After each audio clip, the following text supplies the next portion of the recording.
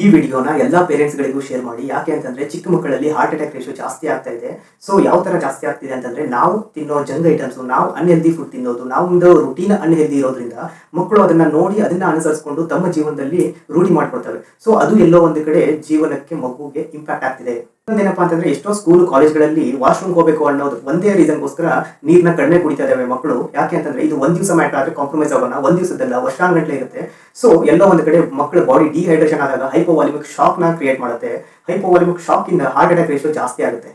Heart attack ನ ಚಿಕ್ಕ ಮಕ್ಕಳಲ್ಲಿ ಯಾವ ತರ ಪ್ರಿಕಾಷನ್ ತಗೋಬೇಕು, ಯಾವ ತರ ಪ್ರಿವೆಂಟ್ ಮಾಡಬೇಕು ಅಂತ ಹೇಳೋದಾದ್ರೆ ಸೆಡೆಂಟರಿ ಲೈಫ್ ನ ಕಡಿಮೆ ಮಾಡಬೇಕು. ಯಾಕೆಂತಂದ್ರೆ ಮಕ್ಕಳಿಗೆ ಅವ್ರದೇ ಆದಂತ ಆಕ್ಟಿವಿಟೀಸ್, ಅವ್ರದೇ ಆದಂತ ಕೆಲಸನ ಮಾಡ್ಕೊಳಕ್ ಬಿಡಬೇಕು. ಎಷ್ಟೊಂದು ಪೇರೆಂಟ್ಸ್ ಯಾವ ತರ ಇದಾರೆ ಅಂದ್ರೆ ನನ್ನ ಮಗ ಆರಾಮಾಗಿರ್ಲಿ, ನಾನ್ ಮಾಡ್ತೀನಿ ಕೆಲಸ, ಊರ್ಸ್ದಲ್ಲೇ ಎಲ್ಲಾ ಕೆಲಸ ಆಗ್ತಿರ್ಬೇಕು. ಆ ತರ ಸೆಡೆಂಟರಿ ಲೈಫ್ ನ ಕಡಿಮೆ ಮಾಡ್ಕೊಳ್ಳಿ. ಲೋ ಆಕ್ಟಿವಿಟೀಸ್, ಮೊದಲಿನ ಕಾಲದಲ್ಲಿ ಆಕ್ಟಿವಿಟೀಸ್ ತುಂಬಾ ಇತ್ತು ಮಕ್ಕಳಿಗೆ, ಈಗ ಆಕ್ಟಿವಿಟೀಸ್ ಕಡಿಮೆ ಆಗಿದೆ. ಯಾಕಂದ್ರೆ ಹೊರಗಡೆ ಹೋಗೋದಕ್ಕೂ ರೆಸ್ಟ್ರಿಕ್ಷನ್ಸ್, ಒಳಗಡೆ ಇದ್ದಾಗಲೂ ಎಷ್ಟೊಂದು ರೆಸ್ಟ್ರಿಕ್ಷನ್ಸ್ ಆಗ್ಬಿಟ್ಟಿದೆ ಜೀವನ ಚಿಕ್ಕ ಮಕ್ಕಳಲ್ಲಿ.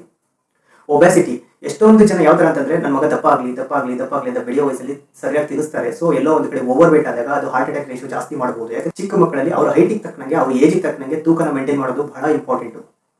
ಲಾಂಗ್ ಸ್ಕ್ರೀನ್ ಟೈಮ್ ಅಂತಂದ್ರೆ ಒಂದೊಂದು ಅವರ್ ಗಂಟ್ಲೆ ಒಂದೇ ಟಿವಿ ನೋಡ್ಕೊಂಡು ಕೊಡೋದು, ಒಂದು ಲ್ಯಾಪ್ಟಾಪ್ ನೋಡ್ಕೊಂಡು ಕೊಡೋದು, ಒಂದು ಮೊಬೈಲ್ ನೋಡ್ಕೊಂಡು ಕೊಡೋದು, ಇಲ್ಲಾಂದ್ರೆ ಟ್ಯಾಬ್ ನೋಡ್ಕೊಂಡು ಕೊಡೋದು, ಲಾಂಗ್ ಟರ್ಮ್ ಆಗಿ ಅವರ್ ಗಂಟ್ಲೆ ನೋಡ್ಕೊಂಡು ಕೊಡೋದ್ರಿಂದ ಎಲ್ಲೋ ಒಂದ್ ಕಡೆ ಅದು ಆಕ್ಟಿವಿಟೀಸ್ನು ಕಡಿಮೆ ಮಾಡುತ್ತೆ, ವೇಟ್ ಗೇನ್ ಜಾಸ್ತಿ ಮಾಡುತ್ತೆ, ಹಾರ್ಟ್ ಅಟ್ಯಾಕ್ನು ಜಾಸ್ತಿ ಮಾಡುತ್ತೆ.